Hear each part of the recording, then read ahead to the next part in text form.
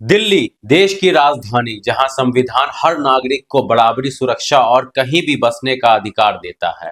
वहीं आज दिल्ली के श्रीनगर से जो तस्वीर सामने आ रही है वह सिर्फ इलाके की नहीं बल्कि उस सोच की कहानी है जो धीरे धीरे समाज में जगह बना रही है।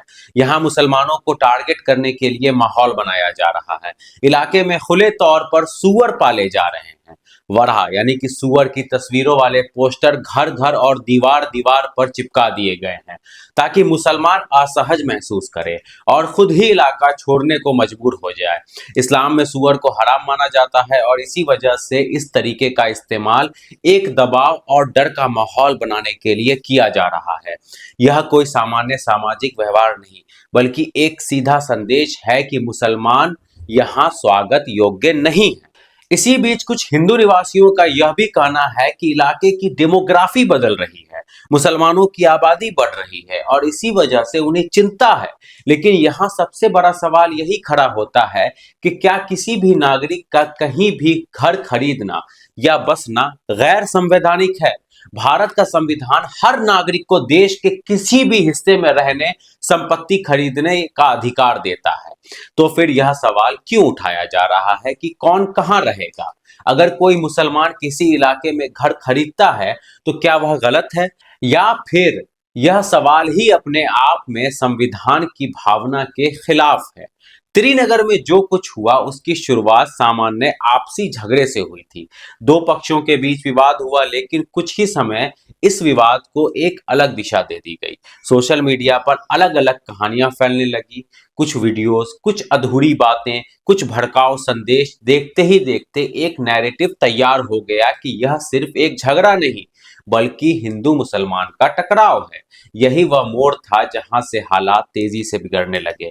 भीड़ जुटने लगी, नारेबाजी शुरू हुई और इलाके में डर का माहौल बन गया।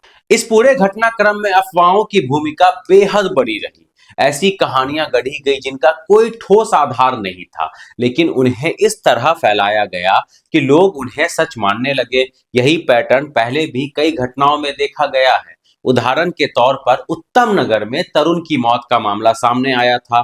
शुरुआत में इसे आपसी झगड़ा बताया गया लेकिन बाद में इसे इस तरह पेश किया गया जैसे यह किसी एक समुदाय की पहचान से जुड़ा हो। सोशल मीडिया के जरिए ऐसा माहौल बनाया गया जिसमें मुसलमानों को सीधे सीधे निशाना बनाया गया। इसी तरह दिल्ली दंगा जो कि 2020 में हुआ था, अफवाहों और भड़काऊ माहौल ने हालात को इतना बिगाड़ दिया कि हिंसा फैल गई।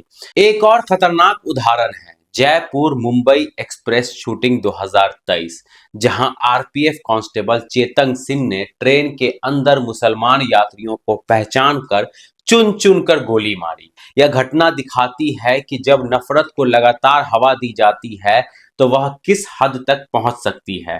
श्रीनगर में आज जो माहौल, उसमें सबसे बड़ा खतरा यही है कि मुसलमानों के बीच असुरक्षा की भावना बढ़ रही है। लोग यह सोचने लगे हैं कि क्या अब उनका नाम ही उनके लिए खतरा बन जाएगा? क्या अब यह तय किया जाएगा कि कौन किस इलाके में रह सकता है और कौन नहीं? भीड़ का रोल भी इस पूरे मामले में बेहद अहम है। एक ऐसी भीड़ जो अचानक इकट्ठा होती है, जो नारे लगाती है और जो माहौल को और ज्यादा भड़काती है। भीड़ में शामिल लोग अक्सर यह भूल जाते हैं कि कानून क्या कहता है और इंसानियत क्या मांगती है। अब सवाल प्रशासन और सरकार पर भी उठता है। क्या समय रहते कार्रवाई की जा रही है? क्या उन लोगों के खिलाफ कोई कदम उठाए जा रहे हैं जो इस तरह माहौल बना रहे हैं?